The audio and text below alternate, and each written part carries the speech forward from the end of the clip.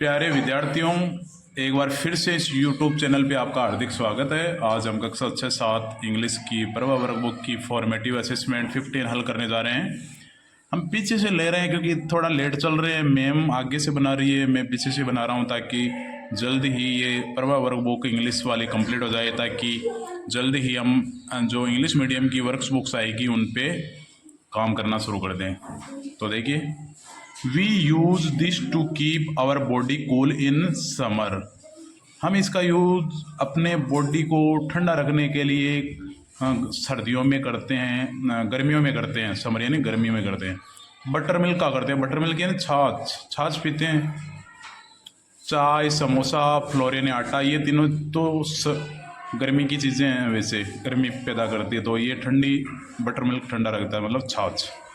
Tick the correct word to complete the sentence.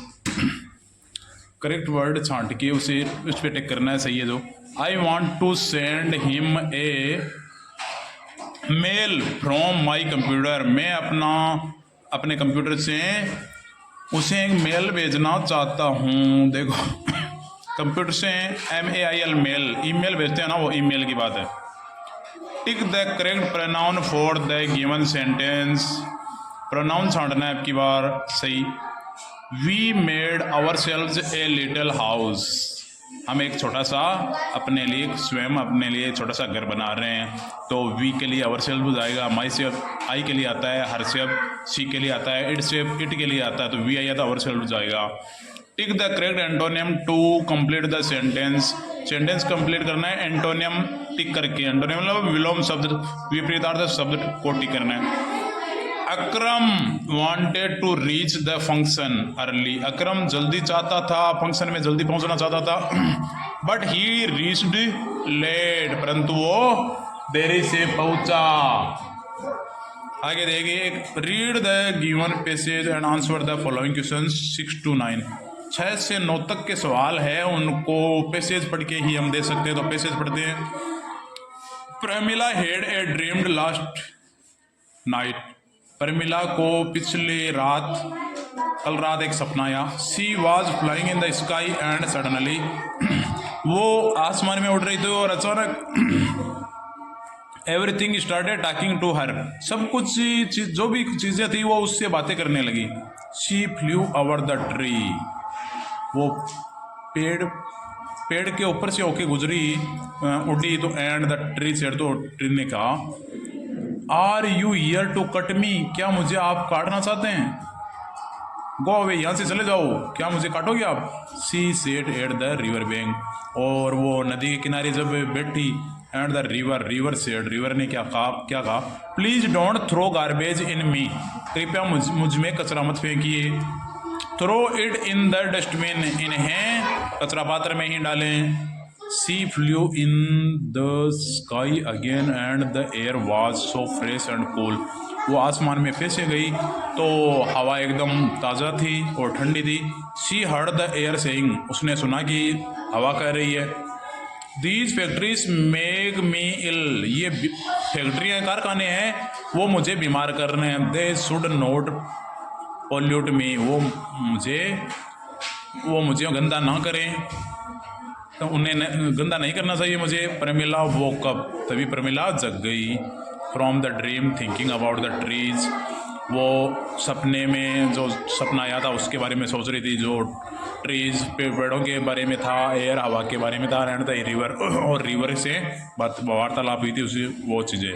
She went to her mother, वो अपने माँ के पास गई, एंड सेड, और कहा, she will take care of the earth from now onwards, की वो अब आगे से पृथ्वी पे जो भी है, प्रकृति पे जो भी है, उस सभी की ध्यान रखेंगे, उनका दुरुपयोग नहीं करेंगे, प्रदूषित नहीं करेंगे। Who are the characters in the story, कहानी में कैरेक्टर्स मतलब चरित्र कौन कौन है? प्रमिला, एक तो प्रमिला चरित्र है। हर मदर, उसकी माँ है। ट्री, पेड़ से बात तो हो रही, तो पेड़ है। एयर, हवा से बात हो रही है, तो देखो यहाँ हवा है। एंड द रिवर, नदी से बात हो रही है, तो एक नदी है, रिवर सेट। तो Premila, her mother, tree, air and the river are the characters in the story. ये 5 करेक्टर है पाने में। What do you think will happen if we throw garbage in the river? आप क्या सोचते हैं और क्या होगा कि अब अगर हम नदी में कचरा फेंकेंगे तो if we throw garbage in the river, अगर हम नदी में कचरा फेंकेंगे the water will get polluted, तो पानी प्रदूषित हो जाएगा। If the animals could talk what would they say, think and right, अगर जानवर बोल पाते तो वो क्या कहेंगे, सोचो और लिखो। इफ़ एनिमल्स कैन स्पीक, अगर जानवर बोल सके they will us to be freed from bondage, तो वो कहेंगे कि हमें जो बंधन है उनसे मुक्ति कर मिले, बंधनों से मुक्ति हो, बंधन मुक्त हो जाए वो। And will be able to tell about their other problems, और अगर वो बोल सकेंगे तो वो दूसरी जो भी उनकी समस्याएं हैं उनके बारे में भी वो अवगत करा पाएंगे हमें। Where would you go if you could fly, अगर आप उड़ सको तो कहाँ उड़ोगे।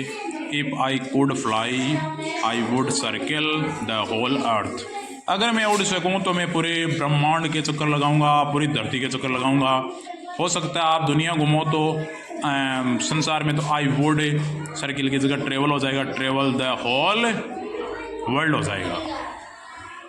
तो इस प्रकार ये फॉर्मेटिव असेसमेंट 15 एकदम शानदार तरीके से इससे करवाया गया है। अभी शायद किसी ने इतने बढ़िया एनालिसिस नहीं की होगी 15 के लिए, तो जैसे 6ठा सवाल है, 7वां है, 8वां है, 9वां है, एकदम ऐसे किया हुआ है कि सभी जो चैनल्स है सारे गलत कर रहे हैं। आप देख लेना, सभी के गलत है ये एकदम। बहुत ही मेहनत से इंग्लिश मीडियम के टीचर्स की मेहनत और लगन और अथक परिश्रम से ये बन पा रहा है। तो करिए और वीडियो को लाइक ज़रूर कर दें।